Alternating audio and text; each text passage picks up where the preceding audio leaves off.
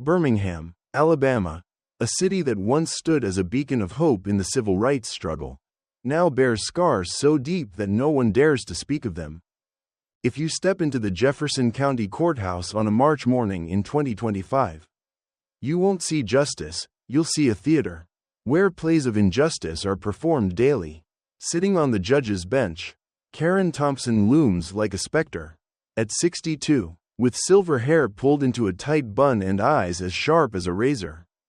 She wears her black robe not to serve the law but to cloak the ruthless bias that has seeped into her very bones over 24 years on the bench. She isn't a judge, she's a tyrant in a courtroom where the voice of justice is silenced without mercy. Karen Thompson isn't just infamous, she's a nightmare. To black attorneys, her name is synonymous with defeat. They enter her courtroom armed with airtight arguments and undeniable evidence, only to watch her dismiss them with a wave of her hand and a chilling. Not convincing enough, one lawyer, his voice shaking, recounted how he watched his client, a single father falsely accused of theft, get sentenced to 10 years in prison simply because she refused to hear the testimony of the only witness. Another attorney, after losing a case he should have easily won, swore never to set foot in her courtroom again, saying, "That's not justice, that's a joke." But the worst part? The helplessness. No one dares to challenge her. Other judges avoid her. Prosecutors bow their heads. The press stays silent, afraid that one critical word could cost them dearly. Karen Thompson's injustice isn't just bias, it's a system built to crush the powerless. Rumors swirl that she takes bribes from the wealthy to sway verdicts in their favor, while the poor, especially black defendants, are punished with an iron fist. Often without solid evidence. One mother once knelt outside the courthouse, sobbing, begging her to reconsider the sentence of her son, a teenager convicted solely on the shaky testimony of a drunken witness. Karen Thompson looked down from her bench, her voice cold as steel. The decision has been made. Then she turned away as if the woman didn't exist. Stories like this aren't rare, but they are buried beneath the city's suffocating silence. That day, under a gray, suffocating sky, courtroom number 3 was packed. Another case was about to begin. Michael Brown, 32, was on trial for armed robbery at a convenience store. He sat at the defendant's table, wrists shackled, eyes red with desperation. A black man with a weary face. He had spent 12-hour shifts in a factory to provide for his 2 young children. His voice trembled as he whispered to his lawyer, "I didn't do it, I just want to go home to my kids." But in this courtroom, his pleas were no different from the wind blowing across a desert, meaningless in the face of Karen Thompson's power. On the prosecution's side, David Wilson, a 28-year-old with a smug smile, sorted through his paperwork like a man who had already won. David was the golden boy of the DA's office, someone who had mastered the art of writing Karen Thompson's bias straight to the top. Losing wasn't something he worried about, not when she was on the bench. To David, Michael Brown wasn't a man. He was a statistic, a stepping stone on the path to his success. But then, the heavy wooden doors of the courtroom swung open, and a spark of light cut through the darkness. Robert Jackson stepped in, tall, solid, unwavering. At 45, he was a black attorney with a voice like a blues song, smooth, deep, and rich with experience, but beneath that voice lay a will of iron. His name carried weight across Alabama, known for turning cases around when justice had all but turned its back. He had freed a single mother from a wrongful conviction.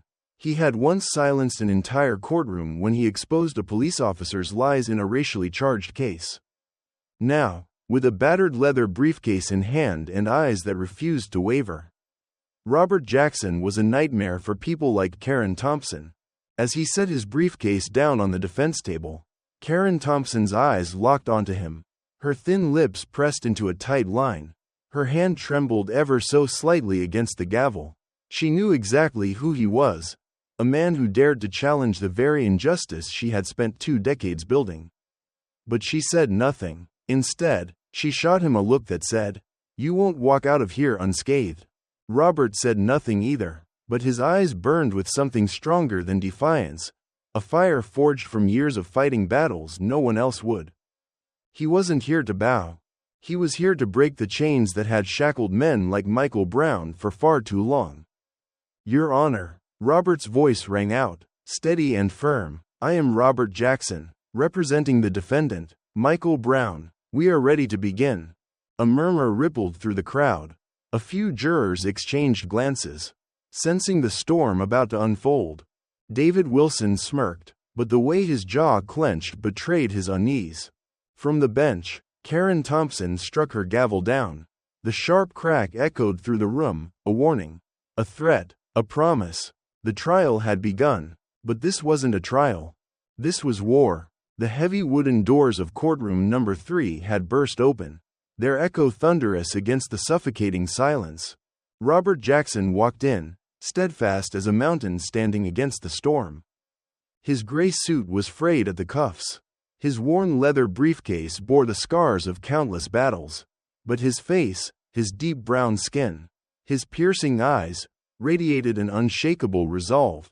His voice, as rich and soulful as a blues melody, had once made even the most hardened jurors stop and listen. But today, in Judge Karen Thompson's courtroom, he wasn't here to sing. He was here to shatter the iron cage of injustice that had imprisoned too many innocent men. Robert Jackson was no stranger to Alabama. In his 20 years of practice, he had become a beacon for those crushed beneath the weight of the legal system. He had saved a single mother from wrongful imprisonment when she was accused of theft. Her only crime was trying to buy milk for her child. He had stood toe-to-toe with an arrogant prosecutor, exposing a police officer's false testimony to free a black teenager from a 15-year sentence born of racial prejudice. But for Robert, each case wasn't just a victory, it was an answer to the tears he had seen outside the courthouse. The mothers who had fallen to their knees, begging Karen Thompson to reconsider their sons' sentences, only to receive that cold, indifferent stare and the words, "The decision has been made." Robert knew exactly what kind of injustice Karen Thompson had built over 24 years. And today, he was here to end it. Robert had grown up in the slums of Birmingham, where his mother, a janitor, had given everything to put him through law school. Robert, she had once told him, you have to stand for those who cannot stand for themselves. Those words had burned themselves into his heart, becoming the fire that led his way. He had seen too many Michael Browns, men shackled, falsely accused, devoured by a system that saw only their skin color and their circumstances. And now, as he stepped into this courtroom, he wasn't just standing for Michael. He was standing for every victim Karen Thompson had ever condemned. A murmur rippled through the room as Robert set his briefcase down. Michael Brown lifted his head, his bloodshot eyes carrying a glimmer of hope. "Mr. Jackson," he whispered, "I didn't do it, I just want to go home to my son." Robert placed a firm hand on his shoulder and gave a slight nod. "I believe you, Michael." His voice was steady, "and I'm getting you out of here." On the bench, Karen Thompson's gaze bore into him, sharp, calculating, the way a hawk sizes up its prey. Her lips pressed together, her fingers tapped lightly against the gavel, as if counting down the seconds before she crushed him. "Mr. Jackson," her voice was icy, "I hope you understand that this is not a stage for your performance." Robert met her stare head-on. "Your Honor," he said, voice unwavering, "I am not here to perform. I am here to defend my client, something you have denied hundreds of people over the last 24 years." The words struck like a blade. The courtroom fell into stunned silence. David Wilson smirked, but there was a flicker of unease behind his eyes. Karen Thompson slammed her gavel down. Her voice cracked through the air like a hammer striking steel. "Enough." Her tone was final, absolute. "In this courtroom, I decide." Robert smiled slightly, opening his briefcase and pulling out a thick stack of documents, placing them on the table with a deliberate thud. The murmurs in the courtroom grew louder. Someone whispered, "That man's got guts. No one talks to her like that." Robert straightened his posture, his voice clear and unwavering. "Your Honor, my name is Robert Jackson. I represent Michael Brown. We are ready to begin." Karen Thompson struck her gavel down. her eyes flashing with fury. The trial had begun, a battle between justice and injustice. The sharp crack of Judge Karen Thompson's gavel echoed through the courtroom, cutting like a blade, marking the beginning of Michael Brown's trial. Courtroom number 3 was steeped in an oppressive atmosphere, as if the very walls were trembling under the weight of her presence. From the judge's bench, Karen Thompson sat rigid, her cold gaze sweeping across the room before pausing briefly on Robert Jackson, then shifting to Michael Brown, a black man with shackled hands, his head bowed in despair. At the prosecution table, David Wilson, the young prosecutor with a smug smile, stood up, adjusting his tie as if this was merely a scripted play where he already knew the ending. But at the defense table, Robert Jackson stood firm, tall, unyielding, his thick case files before him a silent declaration of defiance. The trial began with the prosecution's opening statement. David Wilson stepped forward, his voice smooth, practiced, like a seasoned performer. "Your Honor, members of the jury," he began, "on the night of December 12, 2024, the defendant, Michael Brown, broke into a convenience store on Fifth Avenue, brandished a firearm at the clerk, and stole $300 in cash." He gestured confidently. "We have an eyewitness statement, a blurry surveillance video, and a fingerprint on a water bottle found at the scene." Then he turned to Michael, casting him a look of disdain. "This case is clear-cut. Justice demands a fitting sentence." Robert Jackson listened intently, his hand moving swiftly across his notepad. He knew exactly how weak the evidence was. The video footage was too blurry to confirm any identity. The fingerprint could belong to any customer, and the eyewitness was a drunken man who had changed his testimony 3 times during the investigation. But Robert also knew that in this courtroom, the truth mattered less than Karen Thompson's will. When David Wilson finished his statement, Robert stood up, his voice low but commanding. "Your Honor, I request to cross-examine the prosecution's witness to clarify the inconsistencies in their testimony." Karen Thompson narrowed her eyes, her voice slicing through the air like a blade. "Request denied. The testimony has been recorded in the investigation files. No further questioning is necessary." Robert clenched his jaw, but he wasn't surprised. This was how she operated, crushing every chance at a fair defense before it even began. He tried again. "Your Honor, the video evidence presented by the prosecution is too blurry to confirm the defendant's identity. I request an independent forensic expert to analyze the footage." Thompson banged her gavel, her face hardening. "Denied. The video has already been accepted as evidence. Mr. Jackson, do not waste my time with pointless requests." A murmur rippled through the courtroom. Some jurors frowned, clearly uncomfortable with her blatant bias. At the defense table, Michael Brown lowered his head, his shoulders trembling as if he were about to break down. Robert placed a firm hand on his shoulder, whispering, "Stay calm, I won't give up." But inside, his fury was blazing. He had faced tough judges before, but Karen Thompson wasn't just tough, she was a fortress built on injustice. And she was determined to crush Michael Brown just as she had crushed hundreds before him. The trial continued, and Karen Thompson's bias became more blatant.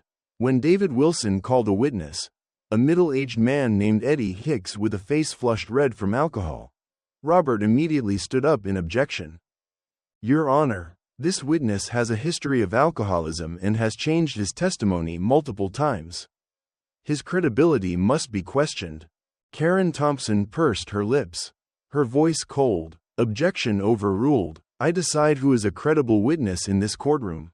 Mr. Jackson." Eddie Hicks staggered to the stand, slurring his words as he insisted he was certain he saw Michael Brown holding a gun in the store. But his averted gaze and trembling hands told a different story.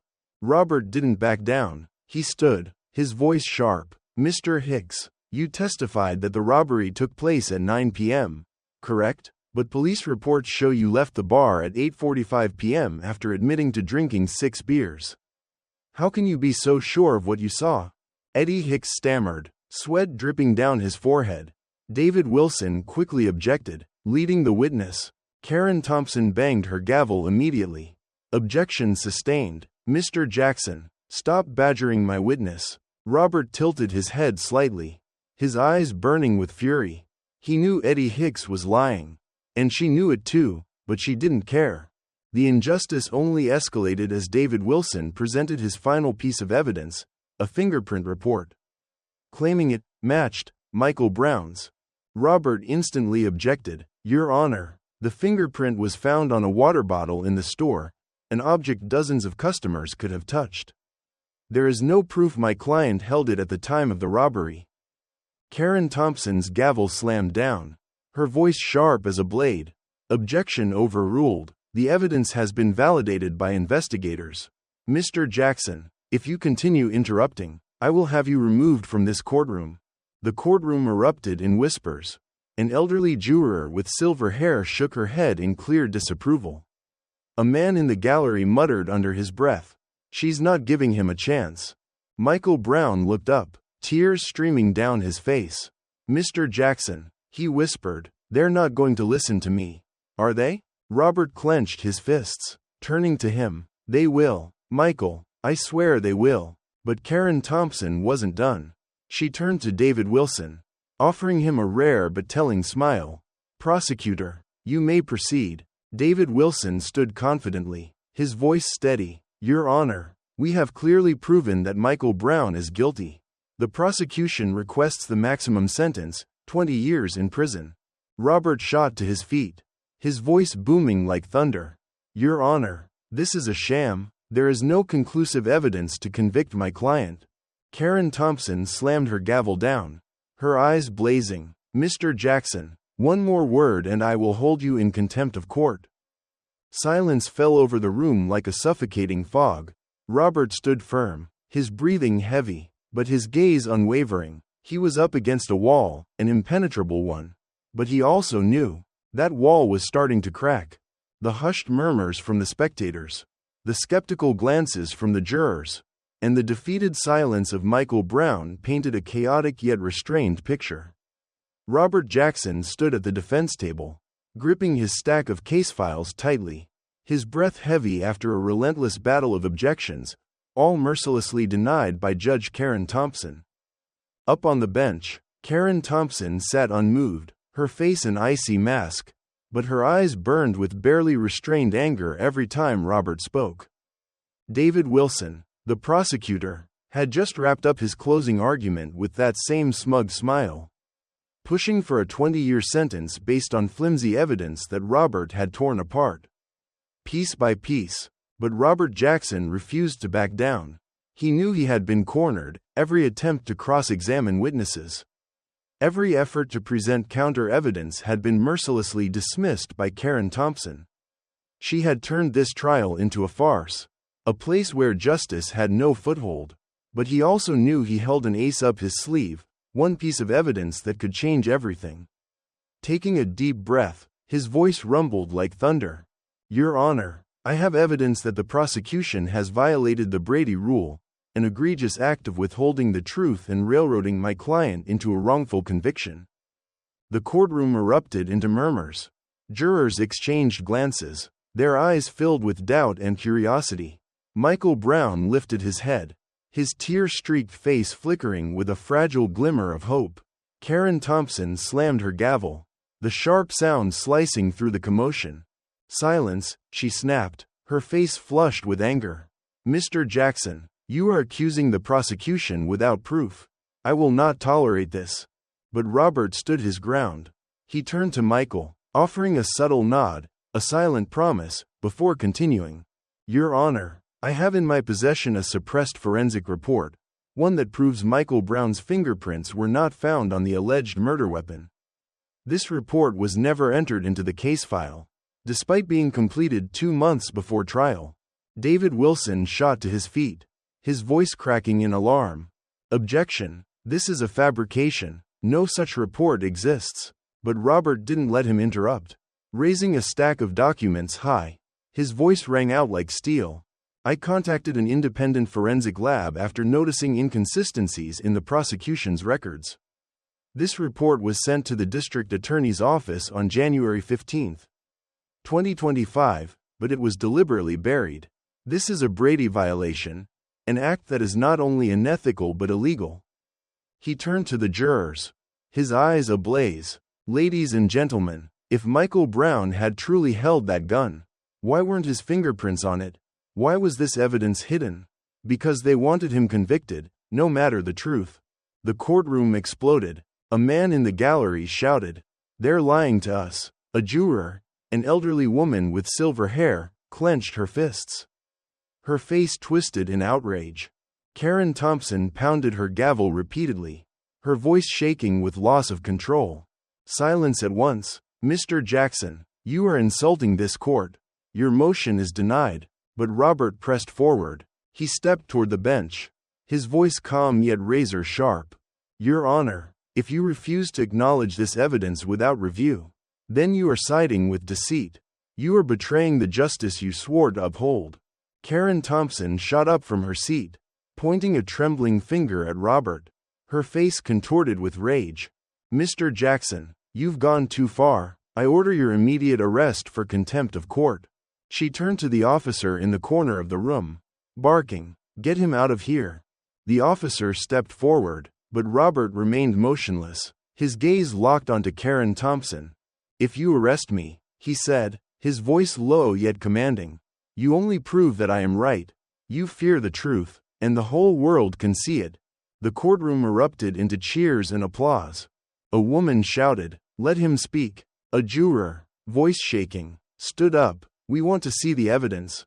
Karen Thompson slammed her gavel down with such force that it flew from her grip, landing on the floor with a hollow clack.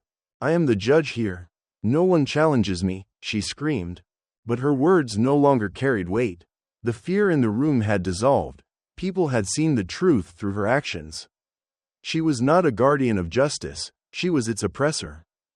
David Wilson, sweat dripping down his forehead, desperately tried to interject. "Your Honor, this is a conspiracy to discredit me. I demand." But his voice was drowned out by the growing uproar. Robert turned to him, a quiet yet chilling smile playing on his lips. "Mr. Wilson, if you have nothing to hide, why are you so afraid?" David Wilson had no response. His eyes darted away, his confidence crumbling before everyone. Karen Thompson, now a mere shadow of herself, collapsed back into her chair, her hands trembling. She gasped for breath, her wild eyes scanning the room, which was spiraling out of her control. Robert Jackson stood silently, watching. He had done it. Not only had he exposed the prosecution's misconduct, he had laid bare Karen Thompson's bias and abuse of power before the entire court. The jurors eyed her with doubt. The crowd murmured in outrage over the injustice they had witnessed. Michael Brown broke down in tears, covering his face with his hands, whispering, "Thank you, Mr. Jackson." The courtroom descended into utter chaos. But Robert knew this was far from over. He had struck a devastating blow against Karen Thompson's fortress of injustice, and now it was time to bring it crashing down. The roaring outrage of the spectators, the hushed but furious murmurs of the jurors, and Michael Brown's muffled sobs intertwined into a cacophony of upheaval. On the judge's bench, Karen Thompson slumped into her chair, her trembling hands clutching the edges of her desk as if it were the only thing keeping her upright. Her face was ashen, drained of all color. The gavel, once a symbol of her unchallenged authority, now lay abandoned on the floor, a casualty of her uncontrolled fury. Robert Jackson stood firm at the defense table, his unwavering gaze locked onto her. He had delivered the decisive strike, exposing the prosecution's blatant violation of the Brady Rule and forcing Karen Thompson to confront the truth she had so desperately tried to bury. She had screamed, threatened his arrest, but now, her power was dissolving before everyone's eyes. The crowd could no longer be restrained. A gray-haired man in the audience shot to his feet, his voice booming, "She does not deserve to sit there." A woman, tears streaming down her face, cried out, "Let us hear the truth." The jurors, who had been silenced and scolded by Karen Thompson when they dared to ask for the evidence, now stared at her with nothing but suspicion and disdain.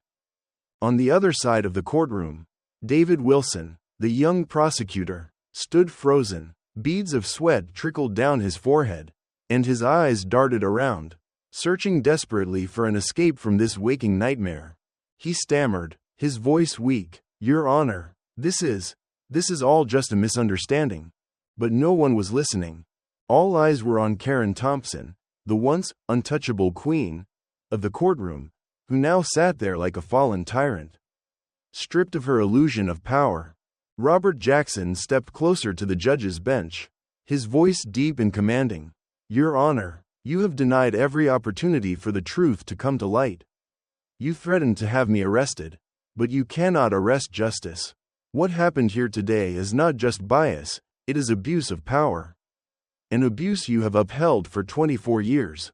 His words cut like a blade into Karen Thompson's pride. She shot up from her seat, pointing a trembling finger at Robert, her voice cracking with fury and desperation. "You have no right to judge me. I am the judge here. I decide who is right and who is wrong." But her words only fueled the outrage in the courtroom. A juror, an elderly woman with silver hair, rose from her seat once more. Her voice was unsteady but resolute. "No, Judge Thompson, you do not decide the truth. We have all seen it for ourselves." Karen Thompson's head snapped toward her, eyes burning with rage. "Sit down this instant, or I will." Before she could finish her sentence, the heavy wooden doors of the courtroom burst open with a resounding crack, silencing the chaos like a sudden thunderclap. Two men in black suits strode in, their presence commanding the room's attention. Their sharp, unwavering gazes swept across the crowd. One of them raised a gleaming silver badge, its surface catching the light. His voice was steady, authoritative. "I'm Special Agent James Carter, FBI. This is Special Agent Daniel Hayes. We have a warrant for the arrest of Judge Karen Thompson on charges of bribery, abuse of power, obstruction of justice, and violations of civil rights under federal law." The courtroom fell into a dead silence for a single moment, before erupting into cheers and thunderous applause.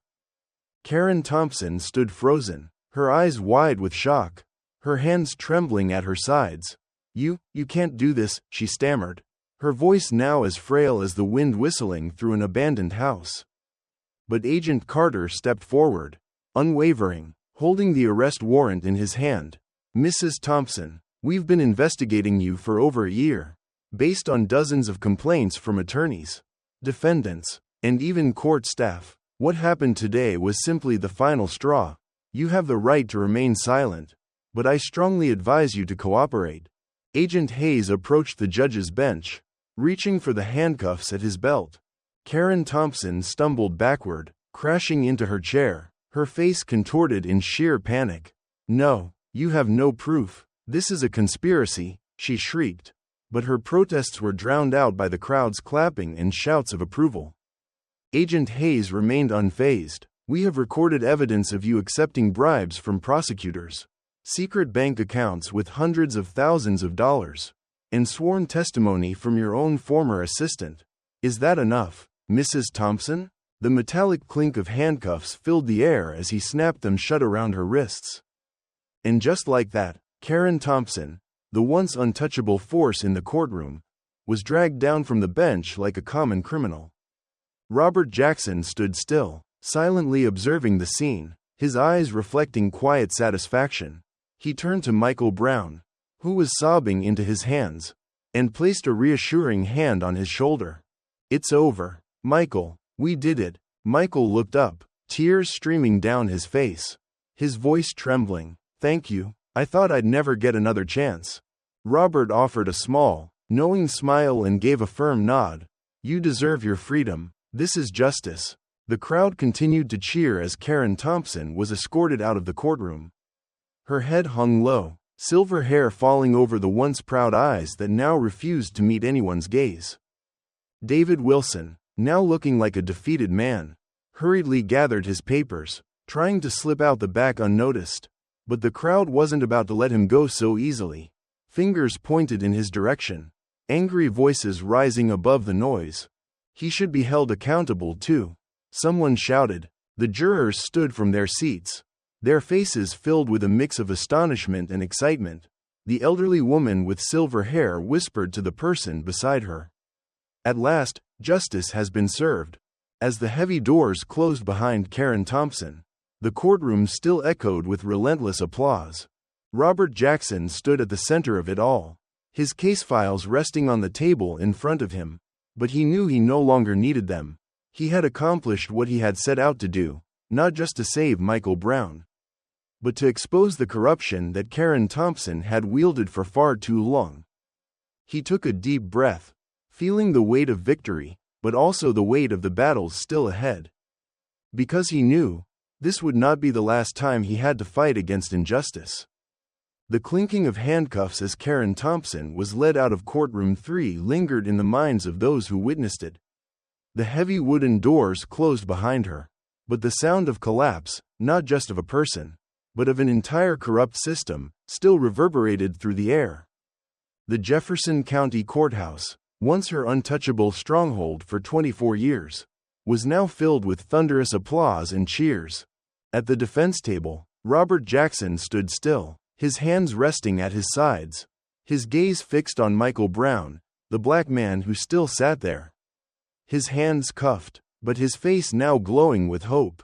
Agents James Carter and Daniel Hayes exited with Karen Thompson, leaving behind a vacuum of power so shocking that no one dared to believe it was real. The courtroom crowd couldn't contain their emotions. An older man, the same one who had shouted that Karen was unfit to sit on the bench, now clung to the person next to him, tears streaming down his face. "I never thought I'd live to see this day," he whispered. The elderly woman from the jury, the one who had bravely demanded to see the evidence, rose from her seat, pride shining in her eyes. "We did the right thing," she said to her fellow jurors, and they nodded, their faces reflecting a mixture of awe and relief. David Wilson, the once confident, borderline arrogant prosecutor, hastily gathered his papers, slipping toward the back exit as the crowd jeered and pointed at him. He knew that his career had crumbled alongside Karen Thompson's. Robert Jackson stepped up to the defendant's table and placed a firm yet reassuring hand on Michael Brown's shoulder. "This isn't over yet, Michael," he said, his voice calm but resolute. "But I promise you, we're bringing you home." Michael looked up, tears streaming down his face. His voice broke as he whispered, "I thought my life was over. Thank you, Mr. Jackson. I'll never forget this." Robert gave him a small, knowing smile and a nod. But deep inside, he understood, this victory wasn't just for Michael.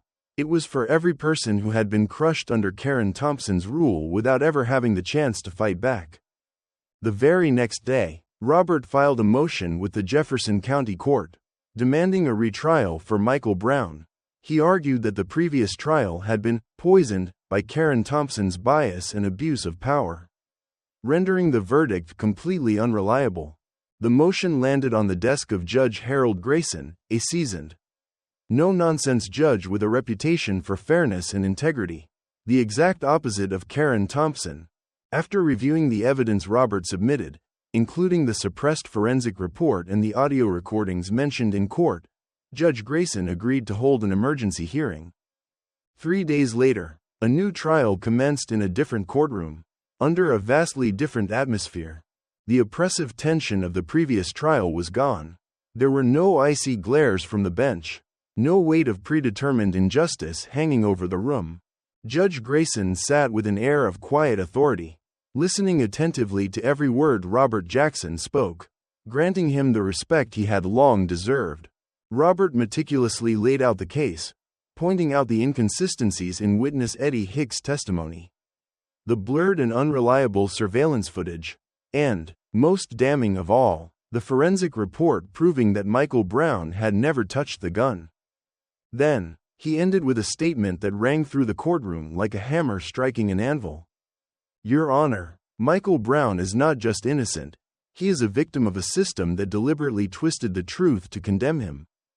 David Wilson, though still required to represent the prosecution, had lost all confidence. He stammered, struggling to defend his old arguments. But no one believed him anymore. Judge Grayson, after a brief deliberation with the new jurors, stood up and announced, based on the evidence presented, along with the serious violations in the previous trial, I hereby dismiss all charges against Michael Brown. He is to be released immediately." Thunderous applause erupted, and Michael broke down in tears, embracing Robert the moment the officer removed the handcuffs from his wrists. The day Michael walked out of the county jail, the sunlight bathed his face, the face of a man who had lived in darkness for far too long. His 2 young children, a 6-year-old girl and a 4-year-old boy, ran toward him, clinging to his legs. His wife, who had waited for 8 long months, sobbed uncontrollably as she wrapped her arms around him. A few steps away, Robert stood in silence, watching the scene unfold. A deep sense of fulfillment washed over him, one that words could never fully describe. "Thank you, Mr. Jackson," Michael's wife said, her voice trembling. "You've given us our family back." Robert simply smiled and nodded. "This is what I was born to do." But the consequences of this event did not stop with Michael Brown. The arrest of Karen Thompson spread through Birmingham like a tidal wave. The press, once silent in the face of her power, now published a flood of sensational headlines: "Corrupt Judge Overthrown," and "Justice Restored in Jefferson." Black attorneys, who had long endured injustice in her courtroom, held a press conference, calling Robert Jackson "our hero." The FBI expanded its investigation, targeting prosecutors and court staff who had worked under Karen Thompson, including David Wilson, who was later suspended and faced charges of complicity. Robert Jackson's life also changed. He received dozens of letters of gratitude from people who had once been victims of Karen Thompson, and his reputation spread further than ever before. But he did not rest. He knew that injustice did not vanish with a single victory. It lurked in the shadows, waiting to return. Late one evening, he sat in his small office, the glow of his desk lamp casting deep lines across his face, etched by years of battle. In front of him lay a new stack of case files, different people, different stories, but all needing his help. He picked up his pen and smiled slightly. "The work never ends," he whispered to himself. In Birmingham, the name Karen Thompson gradually became a warning, a story of the downfall of those who abused their power. And Robert Jackson? He became a symbol of hope, a man who had proven that even in the deepest darkness, justice could still find the light. The heavy wooden doors of Courtroom 3 closed behind Karen Thompson, yet their echo seemed to linger in the air. The clinking of handcuffs as she was led away by 2 FBI agents marked the collapse of a 24-year-long reign of injustice at the Jefferson County Courthouse. The courtroom, once suffocating with tension and anger, now erupted into thunderous applause and cheers. The jurors rose from their seats, their eyes filled with a mix of astonishment and exhilaration. The audience, ranging from those who had once been victims of Karen Thompson to mere bystanders, embraced one another in joy and tears. But at the heart of it all, Robert Jackson stood quietly by the defense table, his gaze fixed on Michael Brown, the man who had just been freed from his nightmare. Michael Brown sat at the defendant's table, his hands no longer cuffed, clutching his face as he sobbed uncontrollably. He had spent 8 months in jail awaiting trial, accused of an armed robbery he never committed, condemned by a system that had decided he was guilty before the trial even began. Now, as the applause echoed around him, he lifted his tear-streaked face and looked at Robert, his voice trembling. "Mr. Jackson, I don't even know how to thank you. I thought I'd never see my kids again." Robert placed a reassuring hand on his shoulder, offering a small smile, not one of pride, but of deep satisfaction. "You don't need to thank me, Michael. This is what you should have had from the very start, justice." But this victory did not end with Karen Thompson's arrest. The moment she was led away, Robert Jackson stepped toward the empty judge's bench. His voice rang clear above the noise. "Ladies and gentlemen of the jury, and everyone present today, this trial was poisoned by the bias and abuse of power of Judge Karen Thompson. I demand a new trial, with a fair and impartial judge, to properly review the case of Michael Brown, and with the evidence now revealed, especially the hidden forensic report, I move that all charges against him be dismissed immediately." The crowd erupted into cheers once more, and this time, no one dared to interrupt him. News of the event spread like wildfire. Within hours, a new judge, Judge Samuel Carter, an older man known for his fairness and strict adherence to the law, was appointed to replace Karen Thompson in handling Michael Brown's case. The next day, in a brief hearing, Judge Carter took his seat at the bench and listened as Robert presented the evidence again, the forensic report proving Michael's fingerprints were not on the weapon, the inconsistent testimony of witness Eddie Hicks, and the grainy surveillance footage that failed to confirm any identity. David Wilson, the prosecutor, was nowhere to be seen. Rumors swirled that he had been suspended by the district attorney's office pending an investigation into his role in suppressing evidence. After less than 30 minutes of deliberation, Judge Carter struck his gavel, his voice firm and unwavering, based on the evidence presented and the grave misconduct in the previous trial.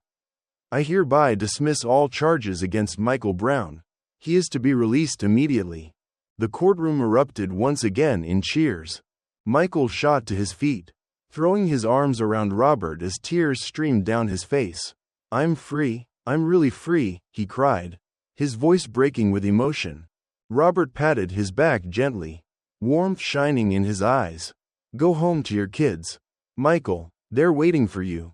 That afternoon, the prison cell door swung open, and Michael Brown stepped out of the county jail into the soft sunlight of Birmingham.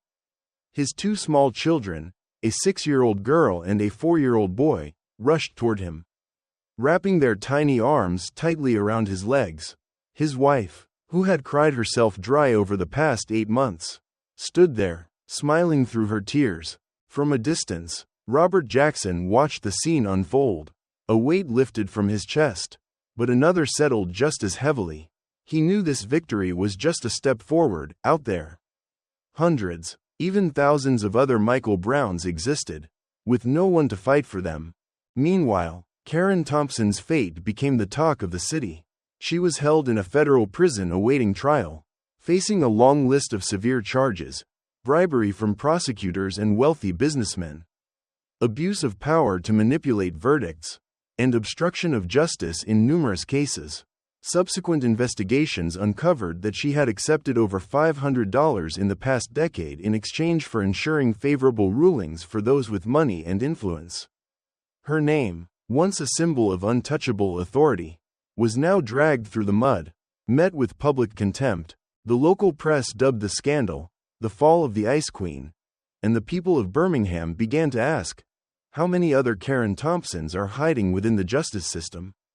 That evening, Robert Jackson returned to his small office, sank into his worn-out chair, and gazed out the window.